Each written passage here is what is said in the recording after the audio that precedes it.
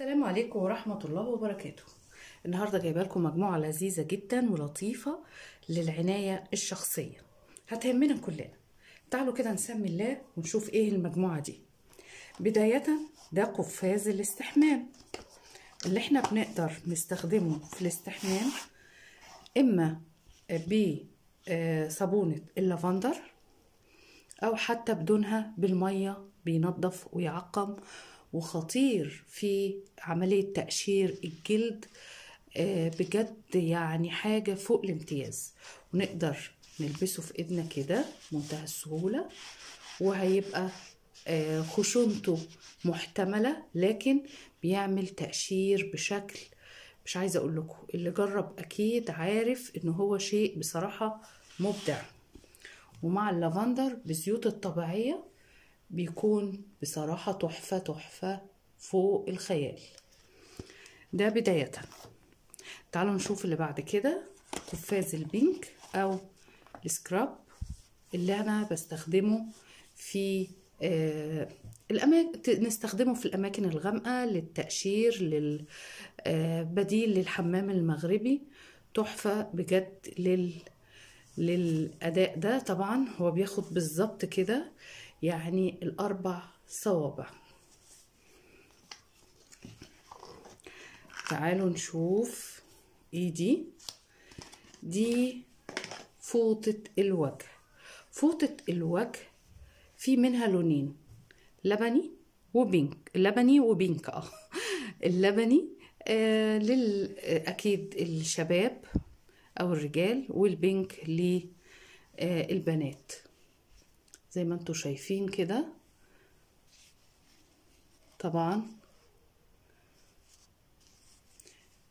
اقدر اختار اللون اللي انا عايزاه عشان يكون في تميز. وانا بقول دايما اما باخدها جافة في ايدي، او بقبلها بشوية مية بسيطة واحطها معايا، تبقى مندية حاجة بسيطة، وانا ماشية بتعمل تنظيف حلو جدا جدا للبشرة. حاجة تانية، قفاز الجمال، يمكن لسه جديد وما تكلمناش عنه ولا اتعملت عليه فيديوهات كافية جدا. قفاز جميل جدا. اولا فلافي خالص، ناعم، مريح جدا. نقدر نقول يعني هو انا اللي مخليني مستغربة ان انا مش شايفة ان في اي خياطة من اي حتة، يعني ما فيش هنا خياطة، فيش هنا خياطة، دليل ان هو مغزول مش متخيط. ودي نقطة مهمة جدا يا جماعة عشان ما يحصلش اي قطع في اي وقت. شايفين؟ مغزول مش متخيط. هوريهولكوا من هنا، شايفين؟ غزل مغزول بجد، ممتاز جدا في تنظيف البشرة، وممتاز في تنظيف المسام. هنيجي هنا لحاجتين مهمين، الصابون اللي بالزيوت الطبيعية. في كتير قوي شباب عندهم حب الشباب بيكون مشكلة كبيرة. عندي في ناس جربوا الصابونة دي بالذات، وكان حب الشباب صعب عندهم، فرقت خلال 2-3 معاهم، فرق جامد جدا جدا. طيب هنا انا بعمل روتين معين للي عنده حب الشباب. تعالوا نشوف ايه هو. اولا بتجيبي الصابونتين دول اللي هي الكركم والفحم، تمام؟ وبجيب كمان فوطة الوجه. بعمل ايه؟ زي ما انا شايفة كده، الصبح اغسل وشي بصابونة الفحم، بتساعد على تنظيف البشرة وشيل اي دهون على البشرة.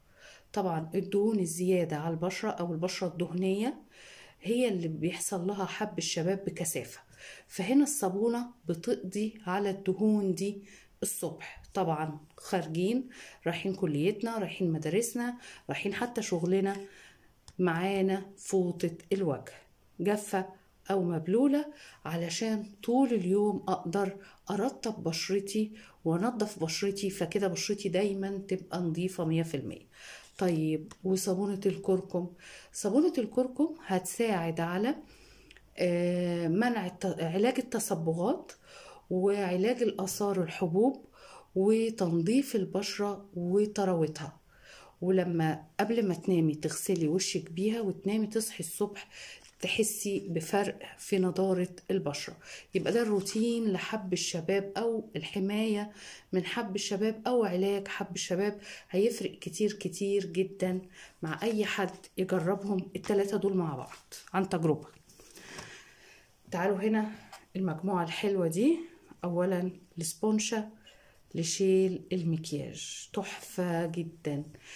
المكياج الووتر بروف، الايلاينر اللي بيعلم، كل ده بالمية بس بنشيل بمجرد تبليها وتعصريها وتمسحي بيها وشك وينظف المسام تنظيف عميق. طيب المكياج حصل ان هو اكيد خلاها مش نظيفة، نعمل ايه؟ نستخدم صابونة ايكو تاتش لتنظيف السبونشة دي. الاتنين مع بعض حلوين جدا، والصابونة دي مع السكراب ومع فوطة الوجه مهمة جدا، وهتنضفها وترجعها زي الجديدة من أول مرة. والمفاجأة اللي لسه ما اتكلمناش عليها، قبعة الشعر. قبعة الشعر مايكرو فايبر طبعا أصلي زي كل الفوط ايكو تاتش ايكو واي. قبعة الشعر مدعومة بأيونات الفضة للتعقيم. طب هيفيدني في ايه؟ اولا هتبقى تساعد على تجفيف الشعر مع القضاء على اي بكتيريا او اي طفيليات مسببة لقشر الشعر او التهابات فروة الراس. طيب هنا كل اللي هيعمله هنعمل قبعة الشعر بعد ما تغسلي شعرك، بتلبسيها وتسيبيها في وقت مثلا حسب السمك وحسب طول شعرك، هيتشرب السوائل ويجف تماما. واظن كل اللي جربوا فرح بيه جدا. وفي نفس الوقت هيعمل تعقيم بسبب ايونات الفضة، هيمنع وجود القشرة وهيخلي الشعر اساسا يجف بسرعة. فدوت هيساعدني على ان الشعر برضو ما يعملش قشور او اي طفيليات او اي بكتيريا تتكون فيه. طبعا